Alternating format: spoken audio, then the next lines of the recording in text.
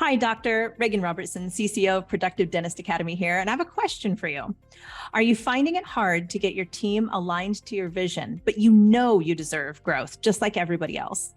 That's why we've created the PDA Productivity Workshop.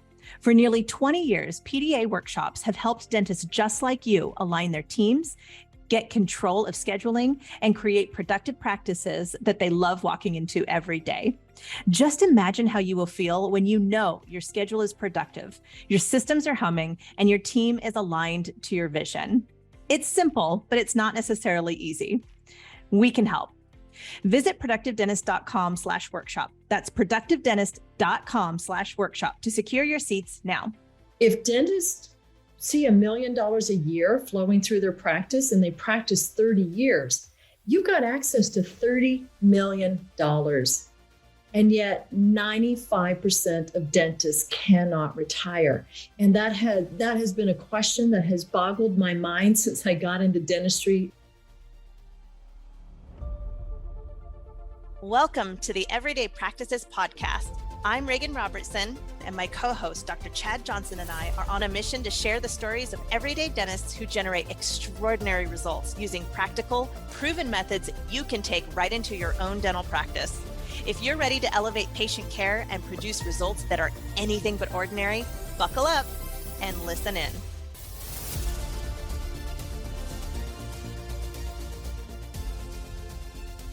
Well, Reagan, we have a special co-host guest with us today, Victoria Peterson. How are you? I'm doing great. Thank you for coming and bringing your fun energy and livelihood and soul to this. We love having you in our lives. And so it's fun to share you and cross-pollinate onto this Be Happy podcast. So I love this Be Happy podcast. I know I may have started it, but the two of you took it to number one. So proud. Well, thank you. Before we started, Chad and I were talking with Kashmir, the producer, saying there are like the godfather of dentistry. I think I'm the grandmother of coaching. Wait a second. We focused on godmother, not grandmother. Godmother, definitely. I'm the godmother. Yes. I'm the godmother of it all. So for the listeners, the joke was going, Victoria was self-effacing, saying she was the great-great-grandmother and stuff like this. It's like, oh, come on. Well, thank you for letting me. Like when you first invited me onto the podcast, doing this with you, it was such a cool concept because I didn't do anything like this. It's not like you were borrowing me from the podcast world. You're borrowing me from the dentist world, saying let's get some, young, well, whatever, mid-career, but like some younger vibe into it with a dentist's perspective. And I had lived the stuff that you guys, were talking about. And not that I've arrived, but, I was closer to having brought someone alongside me as opposed to, Bruce is very relatable for sure, but he's also perfect, and it's tough to be like, man, how do I become perfect like Bruce when it's like, oh yeah, I can be like Chad, it allows for people to come alongside the growth, I think perfect occurs after many, many years of trial and error and failure and wins. Victoria, I'm so excited that you're joining us for the 150th episode because you have been a hallmark for being very open, transparent, and vulnerable with your successes and your failures, the beautiful broken mess and all of that you kind of get squeezed through and you pop out on the other side and people see that success and you hear people saying, I want to be just like you. And you and I know there's a lot that goes into being just like you. So I'm grateful, extremely grateful that you've given me the opportunity to come in and co-host with Chad so that you could elevate and really get into your wheelhouse of helping doctors create investment grade practices, and much celebration to your own podcast that is How old now? How old is it? It's 1 year this month. Happy birthday. Thank you. So for being 1 year, the new kid on the block, as far as podcast goes, you made it into the top 5 on Dental Podcast's top dental podcasts of the year. So congratulations to you as well. Thank you. Victoria, can you give us a rundown? So like, let's say someone has not heard of investment grade practices. Aside from the obvious name, give us the elevator pitch as far as, what people should be expecting to, come across. Well, what I love about the podcast model is that I interview a compelling guest once a month, and then I take about it's honestly somewhere between 6 and 15 minutes to then monologue and debrief about that. So I have interviewed. What I'd love to do with investment grade practices is go find the hidden truth. And in all industries, it's almost like a Mario game. You don't know what you don't know until you get to the next level. So being a business owner who has played at many, many levels, from startup and concept to, I don't know if this is going to make it, to successfully selling companies, buying and creating a group of dental practices and leveraging those out. It blows my mind. It's like, oh my God, everybody at level 1 needs to understand the information here at level 5, because they would make better choices. And that's what I hope to help doctors with building an investment grade practice, is to get beyond the day-to-day cash flow roller coaster and those stress decisions that we make in the battlefield, to really looking longer view of, how do I look at my business as one of my primary assets that I'm building? And how do I build other assets like real estate and patient finance portfolios? I was able to create multiple streams of revenue while having a lot of fun doing it. So an investment grade practice should feel great, should support your lifestyle today, with an eye to creating financial freedom. It's your number one vehicle as an entrepreneur for creating financial freedom. When I hear that, I'm not a dentist and I want to sign up immediately. I'm not kidding. It really applies to any business owner, Victoria. I know that our vertical is strictly dentist, and you've been enormously successful with your own multiple practices and going through that process as well. When I hear that applies to anyone with an entrepreneurial spirit, anyone who wants to enjoy life and have that financial freedom. Mm-hmm. It's disappointing when you get to the end of the line and you think you have what you're going to have, and you find out that might not be the case.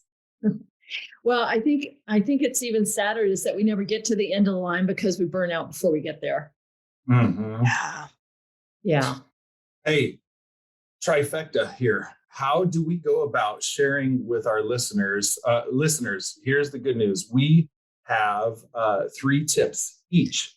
And I'm just wondering, do we go around in roundhouse, or do we kind of, have section 1, section 2, section 3? How do you guys want to do this?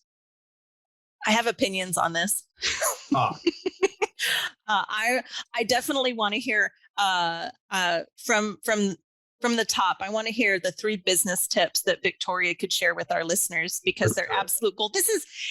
You guys, this is free. This is free advice that people pay thousands for. No joke. And it's, and I do have a little hint. She kind of gave me a little hint on what those 3 tips might be, and they are phenomenal. So I would love to start off with Victoria, and then Chad, I'd love to hear your take as the business owner in the practice, how, what your thoughts are about those 3 and what your tips are around that. And I can always weave a magical marketing dance around all of it and tie it all together. Good. I've got a pen and a Post-it note ready. Victoria, let's hear number 1 first. Maybe what I could do is give you my 1, 2, 3. And then a little bit deeper, if that's okay, because when you think about the theme of building an investment grade business, an investment grade practice, it's different than business as usual. And I think you'll see why when you see my top 3 tips. So number 1 is know your financial freedom number. How much money will it take for you to live at choice, where you can maintain the lifestyle that you deserve for the next 30 years? So, and we have a formula for that. But number 1, you've got to know your financial freedom number. Number 2, this is a controversial rule of business, but I say business should be boring. That's my number 2 tip. Business should be boring. Your life should be exciting. Business should be boring, and I'll share why. And then number 3, the magic that makes it all work is to invest in yourself and your team. So know your financial freedom number. Business should be boring, and invest in yourself and your team. Is anything? Isn't that sexy? That's a sexy little bundle right there. I want to dive into that bundle. Chad, what do you think about those 3? It was kind of this pause because I'm like, okay, for the magic investing. So taking notes, and because it's good to know the final outcome from day one. What are you working for other than to help heal patients? Right. But, in a business sense, what's your final goal? And are we working towards the silly, like when I'm 90 years old, I'll retire for 1 year before I die. And that's just not resonating with our age very well because we saw a generation try that, and it's just okay for some people. Yeah. This know your financial freedom number. They say you can't connect the dots in your life until you look backwards. So you almost have to go through it, and then you turn around and look backwards. And I think that's what a good guide does, is turns around and says, here's what I discovered, and these were the dots that I connected. So after, I started coaching in 1995. So I don't know how many years that was. I went a long time, maybe 20, 30 years. And what I realized is that I got all of my clients to financial freedom within 10 years. So if you were 35, you were there by 45. If you were 40, you were there by 50. If you were 50, you sure got there before you were 60. And even today, I hear those stories of dentists who are 80 years old who still practice because they just can't financially quit. So oftentimes I see doctors setting goals something like this. I did $1 million last year. If I do $1.1 million this year, that'll feel like improvement. So they set goals based on improvement compared to where they've been. But what if it took 1.2 million to throw off enough profit to really fund your retirement, invest in the practice, and make it grow? You would have been short $100,000 and never knew it. So if you know that you need $7 million in retirement, you know that you have so much in the stock market, so much in commercial real estate where you've got income outside your practice. Well, the whole difference comes in the value of your business. And the way we value business has greatly changed because of private equity coming into our markets. It's totally different than it was 5 years ago. The pandemic actually accelerated this. Mm-hmm. And I remember being in my 30s studying financial planning. I was actually studying to be a stockbroker. And then I woke up and said, oh my God, I do not want to manage anybody else's money. I just want to know how to do it. It was too much pressure. But one of my mentors gave me the most golden piece of advice. He said, pay attention to page 16 news. And I had no idea what that meant. And I was like, I smiled, I'm 30. I'm like, all right. And I'm actually picking up, the newspaper. I was in Atlanta, the Atlanta Journal-Constitution, page 16. What are they saying? And then I started picking up the Wall Street Journal and the New York Times. And I noticed page 16 news was very different than the headlines. And this is why your financial freedom number is so important. When you know what it takes for you to be you, you're not persuaded by the new headlines.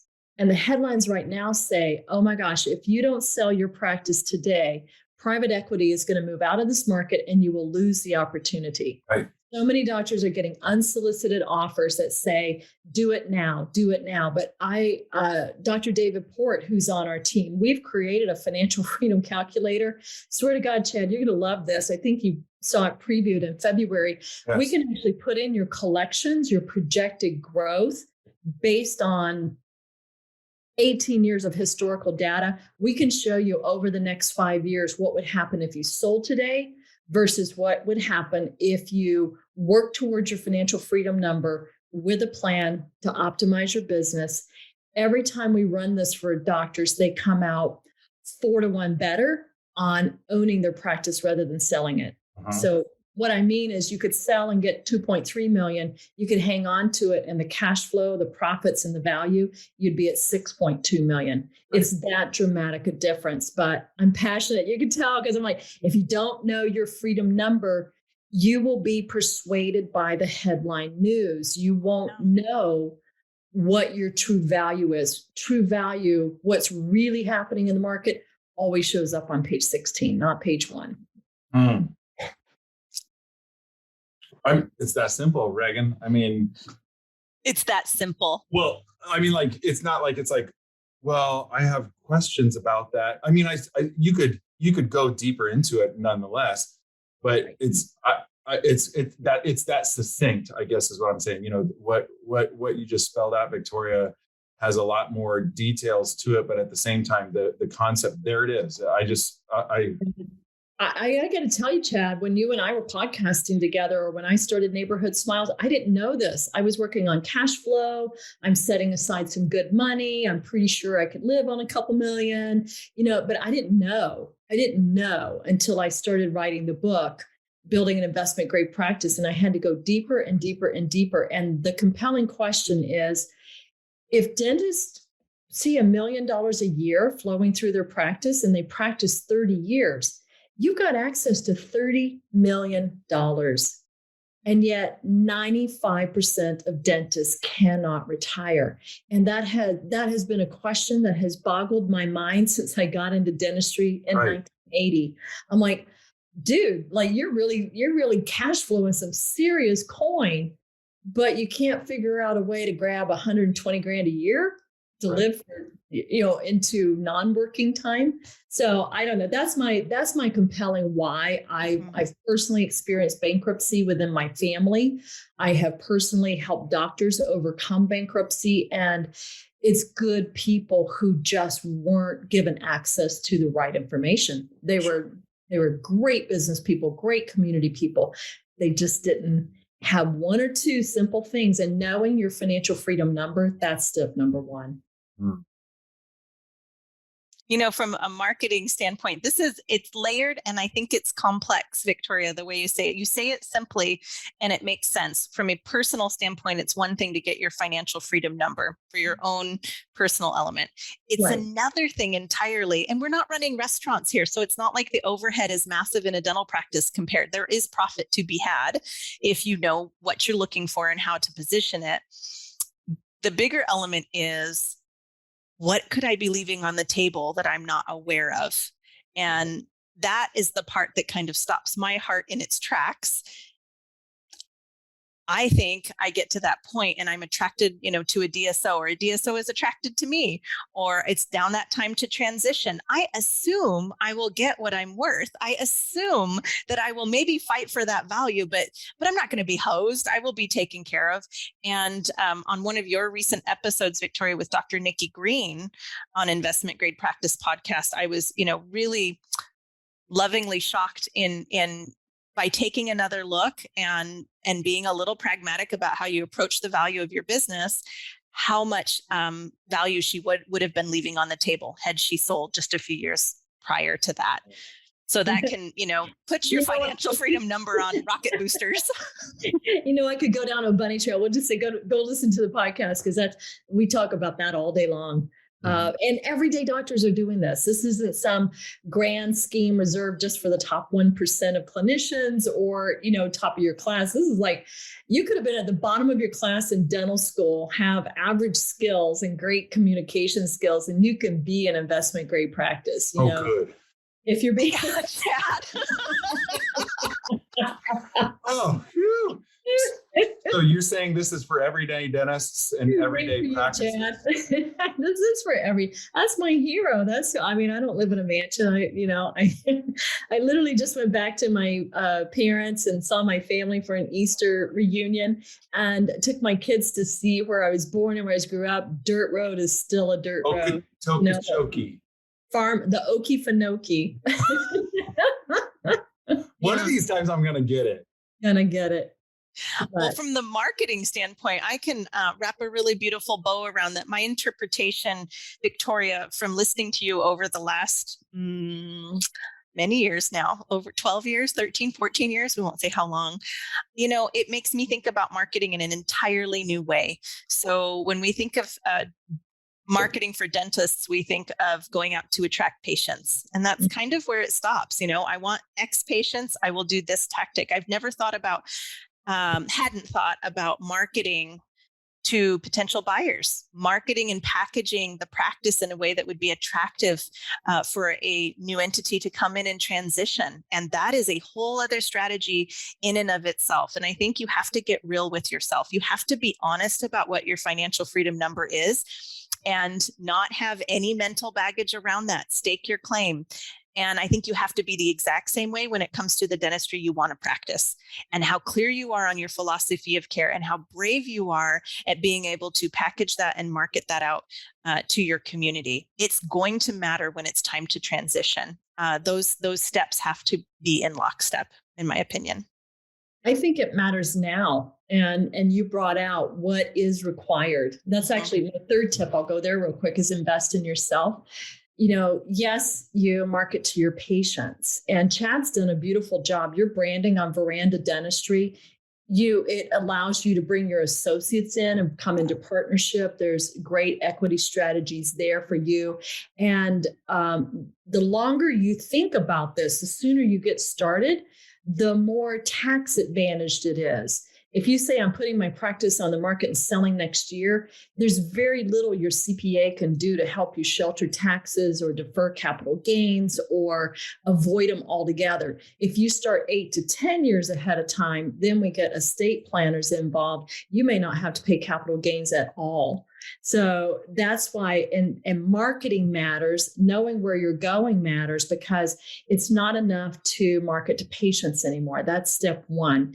Step two layer is marketing as an employer. There's such a competition for talent. And this was going before the pandemic. It's just accelerating. So you must be the one that has a waiting list of people who want to come to work for you. You must know how to expand your team using outsourcing and virtual team members and different things like that. And then number three is positioning it for the buyer. So taking those testimonials, reels, and community reels, having a page that says, that is prepared and ready to go. If you're interested in joining our team as a partner, here's the benefits. It's just taking the same message you'd have for the patient and saying, this is the benefit if you're working here as a team member. Here's the benefit if you were to become an owner. But as you know, with marketing, it's all about the packaging. It's all about the branding around it. And Chad, you've got beautiful, but I want to go to work for you. And I don't even want to be a hygienist anymore. But there are days that I go, I could rock it with Shonda. Chandra and I, they're just rocking out. You're hired. You start Monday. I think I can get. Yeah, my license expired, but I don't need you to have a license. You just you're in Iowa. I could be a treatment coordinator. I couldn't be a hygienist anymore. Absolutely. Yeah. Just everything. This would be. So, but extracting value out of the practice is more than just the sale and just the DSO purchase and whatnot. I've heard even, occasionally the crazy talk, but I don't think it's actually that crazy, of if you maximize your profitability all the while for the next 30 years or 20 years, 10 years, whatever you have left, that it could be worth more in cash flow and along the way than if you sold it at a certain value that you think is impressive, but it's right. It's not necessary that you could, that in the audacious statement is that you could just close the doors and not sell the practice and still have more value because you built that. That's the truth. That's not even an audacious statement. That is a statement. Well, it comes across to dentists as audacious because the goal is, someday you're going to sell it for a lot of money. And it's just like, what if you just plain old didn't? What if you just, said, here's the keys, see you later. And, and it seems audacious to a lot of dentists. How could you do that? That's your retirement. It's like, no, if you played it right on your budgets and everything like that, and the value that you have the whole while, as opposed to the last 6 to 12 months that you own it, that you could have a lot of cash flow and build up, along those 10, 20, 30 years.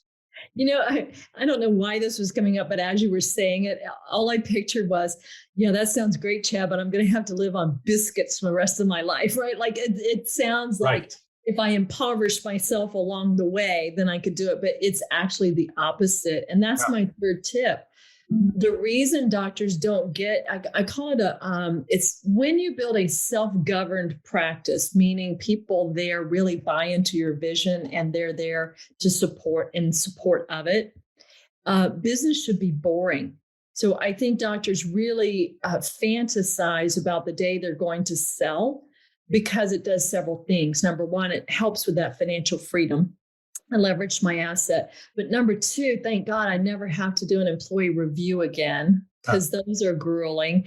And, I, as an owner, I really gained a lot of compassion for doctors who were practicing in the practice and running the practice. It's got to be the hardest business model there is. And Chad, I always wanted to ask you this. Do you dread it when somebody comes up behind you and tugs your lab coat or taps your shoulder and says, "Hey doc, can I get a few minutes with you at the end of the day?" Oh yeah. I mean, that it might as well be your someone that you're dating or whatever. I'd hate to say your spouse, but like someone that you're dating back in the day saying, "I need to talk." It's just like, just don't say that.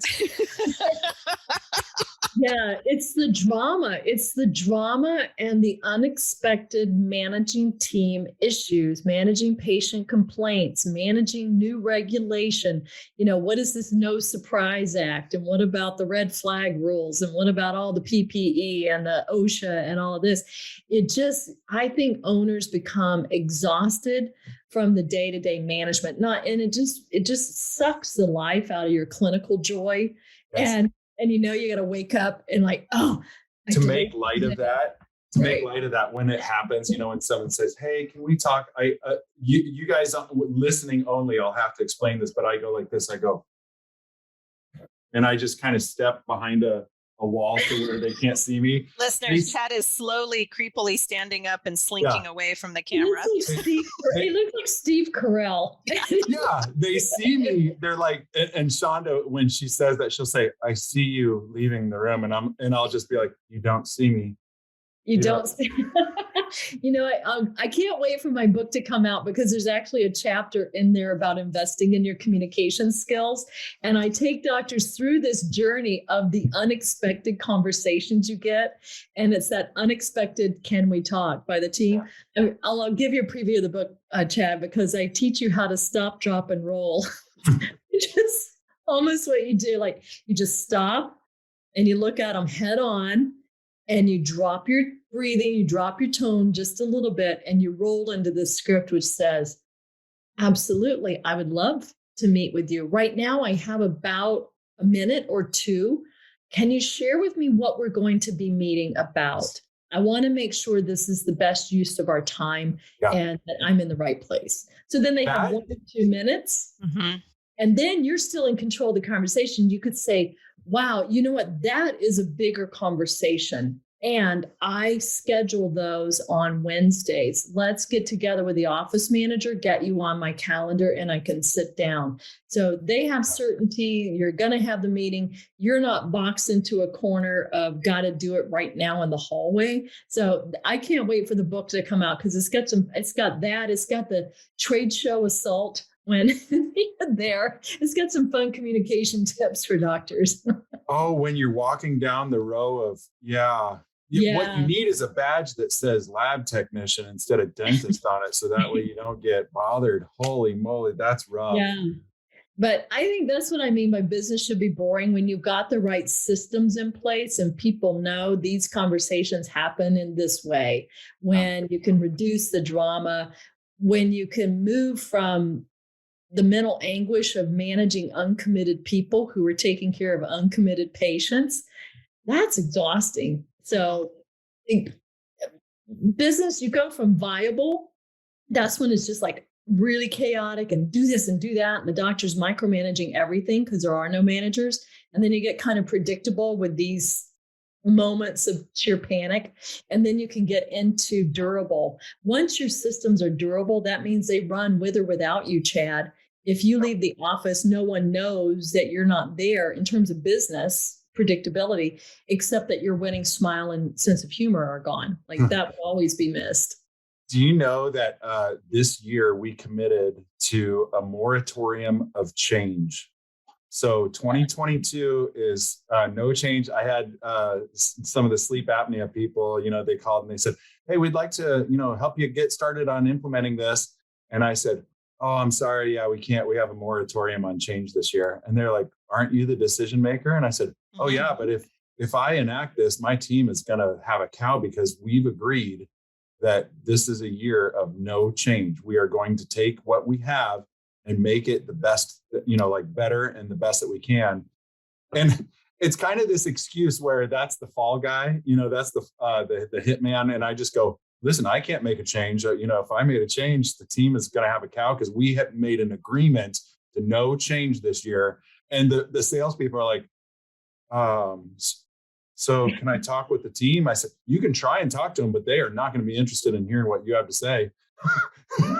You just exemplified all three of those rules, right? You know where you're going. You know what it's going to take to get you there. You're slowing things down so it becomes a little more predictable, which dare I say could be boring. And then you're investing in your team. You're giving them time to catch up and perfect the systems they already have. I'm kind of proud of me, Victoria. I'm so proud of you. Yeah. I'm sitting up taller in my chair with pride. It's my hug. Chad, this is awesome. And because you're the quintessential entrepreneur, like, oh yeah, I am. Location, third location while we're shut down. Why not? Jump in. This is awesome. You're well on your way to maybe never having to sell. And if you do, you got one hell of a practice. I'm more resolute that that's the case. Because as you know, I've kind of roller coastered from that one extreme, COVID hitting, selling a practice, and then just being like, you know what? I think I'm going to shrink down and rock this out. And it's paid off so far. It really has been going well for me in that regard. So I think you're building the kind of business the other myth on Page One News is that young doctors do not want to own their own practice. Yeah. And it's the same Page One News that says millennials don't want to be homeowners. They prefer freedom and rent. And the people who are saying that are like Zillow and Redfin, who are buying. Thank you, Victoria. So not true. Page 16 says Zillow just expanded its portfolio of starter homes. So who puts out the word that millennials don't want to buy? Why, Zillow does.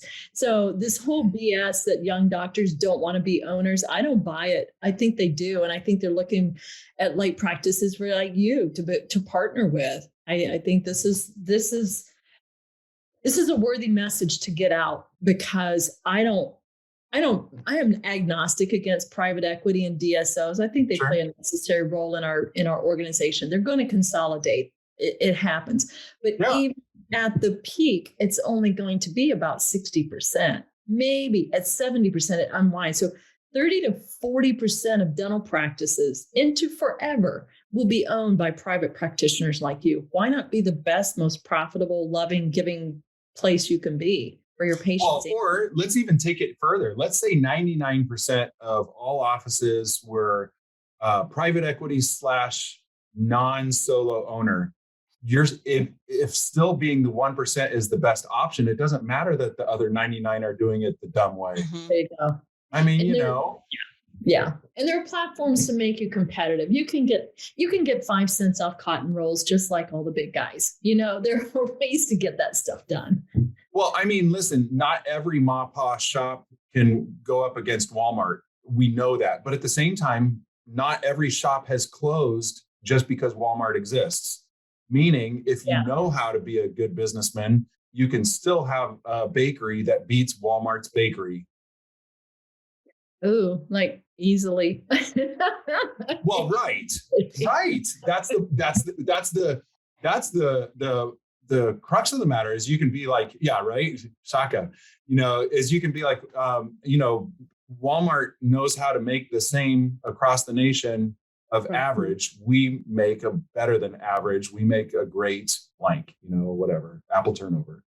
So I think that the dentists that listen to our podcast, we know are entrepreneurial minded in spirit, and that so when you say, Victoria, and Chad, especially since you're having the moratorium and choosing to stay the course, that can feel boring. That can feel very boring. I wanted it to.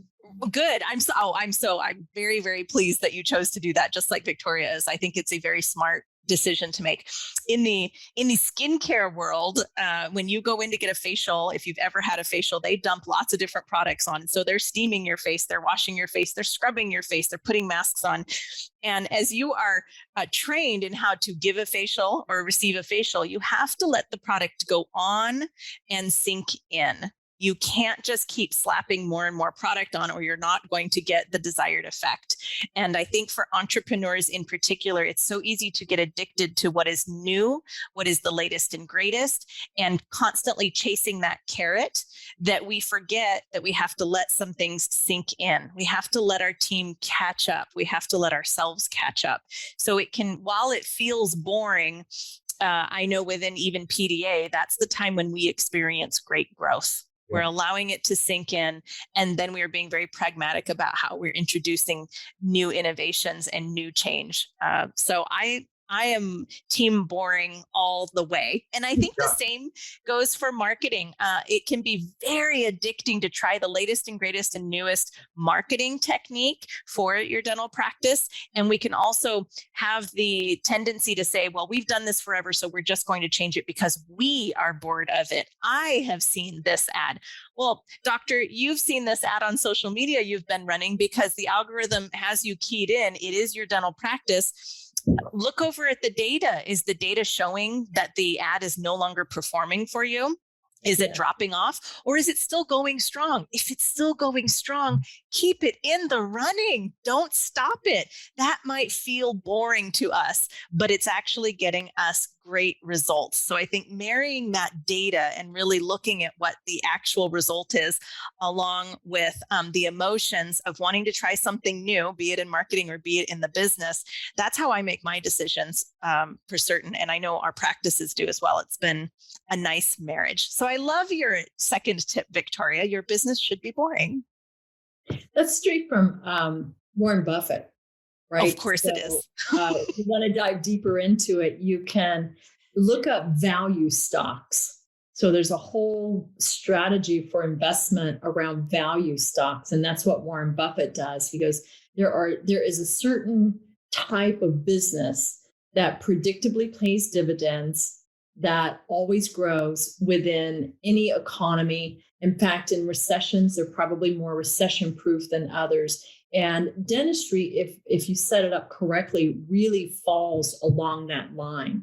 You know, you can get off the cash flow roller coaster. You can make your productivity more predictable. You can make your EBITDA more predictable. And it might fluctuate, you know, a percentage point this way or that way. But you've got the cash reserves to come in and invest. And so when you get these templates set up, the boring basics, as Tony Robbins would call it, is what really is the hallmark of value, because it's predictable and it's durable. And that's what Warren Buffett invests in. And so when I was looking up investment grade, I thought, what does that really mean? You know, how does a stock or a bond become investment grade? And you have organizations that say this is a AAA rated bond or a BB rated bond. It tells you the amount of risk that is inherent in the business. So that's what I mean by it should be boring, is you really want to filter out the extremes of risk. And then you're cash ready. So yeah, the marketing program that's working, run it. And you want to introduce something new, take a smaller bucket of money and say, we're going to use this for research and development. So Chad, you'll come out of this moratorium of change where your team feels like, all right, now we're solid. We've gotten back to our core. Our systems are ticking. And then they're going to want to do more. Yes. So that's the next phase for you. How do I introduce innovation back into a steady stream? And so now's the time for you to talk to the people and say, hey, you talk to me. I want to know more about this. Tell me how it went. Let me go read the journal articles. Let me talk to my buddies. And then you decide as a leader, is sleep apnea, you brought that up, is that something that fulfills the passion and mission of my company? Is it something that aligns with the demographic of this area? Is it something that I feel our team could get behind? If you say yes, then you go, what is the investment? What's the training? What's the time frame that I have to invest in this to get them up to speed? When and how would I get the team ready for that so that they have the choice in timing of it? And now we're ready for that next piece of innovation. So boring doesn't mean non-innovative.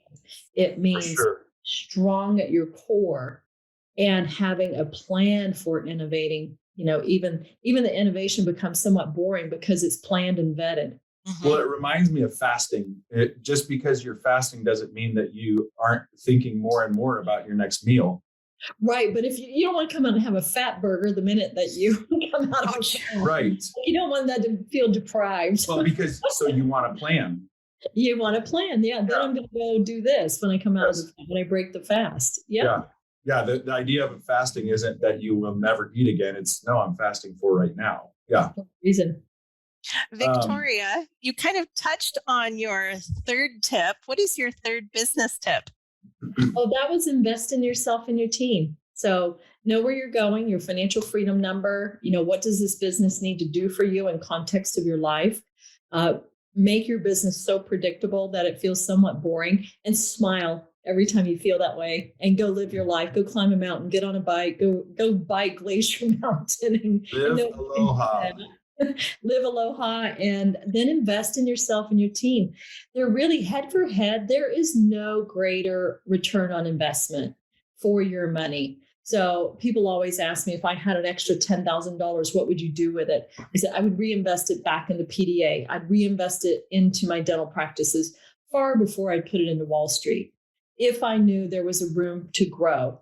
So I may take that money and automate something. I may hire a new person. I may retool a product or design something like that, always with the intention of, how do I make this better for the customer? How do I make it better for the patient? So if I had $10,000, I'd look at, how do I make this service better so that it would drive even more business here, which decreases all my fixed overhead and increases my profit. So a $10,000 investment in your business could yield $100,000 or $200,000 profit. It's hard to get that 10x in Wall Street. You and I, Regan, we were just looking at our ROI on consulting recently. Minimum, it's 7 to 1. Mm-hmm. So if you spend 30,000, you're getting 250,000 back. A lot of our doctors are getting 21 to 1. It's hard to get 210% return in Wall Street. Now, there was a great run up. I mean, I promise you, I benefited. I pulled money out of the market. I sat there, and then when it dropped to 23,000, when the Dow was at 23,000, I poured money back into it, and it's up at 35,000 now, 34. So every day Pete's like freaking out. Oh my God, the stock market dropped. Unless the stock market drops back down to 23, I'm okay. Yeah. So I'm very conscious about how that works, as well as how the company works and where we're investing. What are some of the key investment, like specific investments you made as a dental practice owner that you think got you great ROI? The first was technology. I bought practices that still had dip tanks for their x-rays. Oh, wow. Really? The dip tanks? Yeah, they still had like analog panoramic machines and things like that. And they had soft dent. Oh my gosh, their soft dent was like 12 versions out of date. So I can smell the dip tank. I can smell it. Yeah. So we transitioned the dark rooms into patient education areas where we had microscopes and could talk about bacteria. That was something that was a big passion, was to get all the offices up to the level of oral systemic health. Yeah. And once we started showing patients the bacteria in their mouth, like perio, boom, through the roof. Once perio was through the roof and people were getting healthy, then they got more conscious of, but why are my teeth yellow and this is Wisconsin, right? They don't mind, teeth look like cheese. It's okay. But they all now wanted cosmetics. They wanted bigger things. So I think it was technology that made our teams' lives easier. So the handoffs were smoother and it enhanced diagnostics. That was step one, is how do we get better diagnostics? Nothing can beat that visual of seeing that little spirochete or whatever it's called, that little critter. I had it done a few years ago, and I tell you what, I waited. I was like right there by the screen, like, do I have those little buggers? And when they pulled it up, the relief I had, I was so proud that I didn't. But then there are smiles that look physically wonderful, and yet you have it. So it's extremely powerful visual tool. That makes sense to me that you would invest in that for sure. That wasn't a day one investment. That was probably like year 3 when we got to that point, but just the fundamentals. What are we tracking? What are we reporting? How do we make it easier for the team? And who's the guy that started FedEx? Kinko, who started Kinko's? Paul. Anyway, they called him Kinko. His motto was always kiss the knuckles. All or failure. There you go, Paul. Always kiss the knuckles? Always kiss the knuckles of the fingers that touch the cash register. Oh, sure. Doctors, what that means is survey your team and ask this question: what would make it easier for you to do your job? What is it that stresses you out today? And then go about fixing those things, because it really is about how your team can, the better they feel about their job, the better they're going to promote you in the marketplace. So what holds you back from asking for a referral? What holds you back from recommending our treatment? I know so many doctors, they've never performed any dentistry on their team. And that's a great marketing opportunity. Once they know you're a good guy who can give an easy injection, then it's easy to say, I trust my doctor. Oh. So that's what I mean by invest in your team. Make sure their dentistry is great. Make sure they know you're a great clinician. There's 1,000 tips, Reagan. It's probably a whole podcast on what's your tips. I'd love maybe call back some of your popular guests and say, what are your tips for investing in your team? How do you elevate them and their leadership and their skills?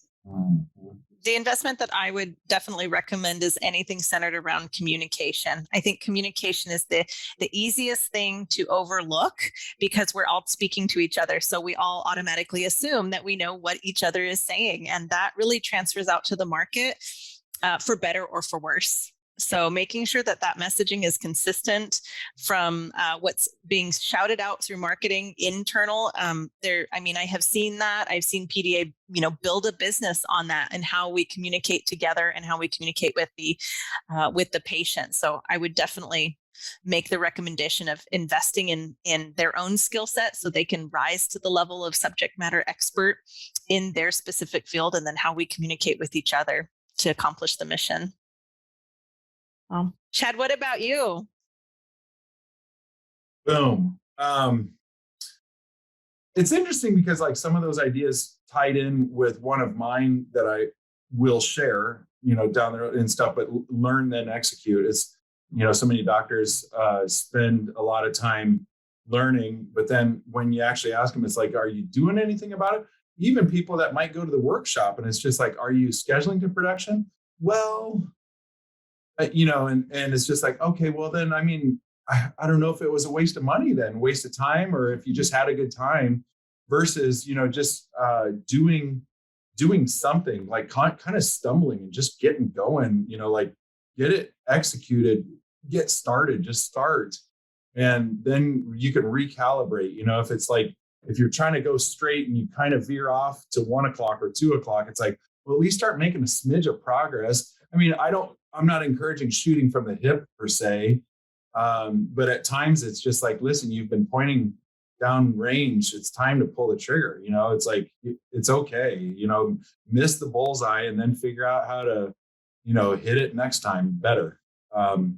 So these were all great stuff, Victoria. And I appreciate you sharing your heart on the investment grade practices. And I thought it was neat to tie in my story about how business should be boring and how one of the jokes we have at my office, I've told you before, is that the only constant that we have is a change, and we're always changing. Some offices probably do need to change, so this isn't a panacea for everyone that, well, Chad said a moratorium and we've never changed anything in 10 years. So we're going to do a moratorium for 20 years. Like that's not my point. But for the doctors that are the type that are listening to this, they could have a fast. for 6 months and just say, you should see the sigh of relief on my team. I was like, you don't have to look so happy that I'm giving it a rest for 12 months. They're just like, these 12 months are going to go too fast. So, but nonetheless, thank you for joining us today and kind of sharing these ideas. And they're not just ideas to be like, oh, well, isn't that neat? But it's the life or death on whether our legacy will play out well or not if we're implementing that. I mean, the gravity of this is actually very deep. This isn't just, oh, well, that's a neat thought. Will you look at that? It's like, it's not a, will you look at that? So take control of your story or somebody else will. There's the marketing side. So Victoria, on behalf of all the listeners and our 150th episode of Everyday Practices, thank you for joining us. Thank you very much. I'm so proud of this podcast. I'm so proud of what the two of you have done and all the stories that you showcase. Everyday people are doing extraordinary things in this industry, and your podcast helps to highlight that. And you don't have to be extraordinary to build an investment grade practice. You just need to have the discipline to create the plan and see it through. Right. And just go. Reagan, what are your thoughts? 150 episodes in. I'm grateful for this episode. It's going to be amazing, as I say, for all of us. Thank you for sharing your heart, Victoria, and your knowledge with everyone. And, you're making a great impact, and you're supported by a team who is happy to be on that mission as well. So thank you for being our guest and founding member of Everyday Practices podcast. Until next time, Chad. Thank you for listening to another episode of Everyday Practices podcast. Chad and I are here every week thanks to our community of listeners just like you, and we'd love your help. It would mean the world if you can help spread the word by sharing this episode with a fellow dentist and leave us a review on iTunes or Spotify. Do you have an extraordinary story you'd like to share or feedback on how we can make this podcast even more awesome? Drop us an email at podcast@productivedentist.com. And don't forget to check out our other podcasts from Productive Dentist Academy at productivedentist.com/podcasts. See you next week.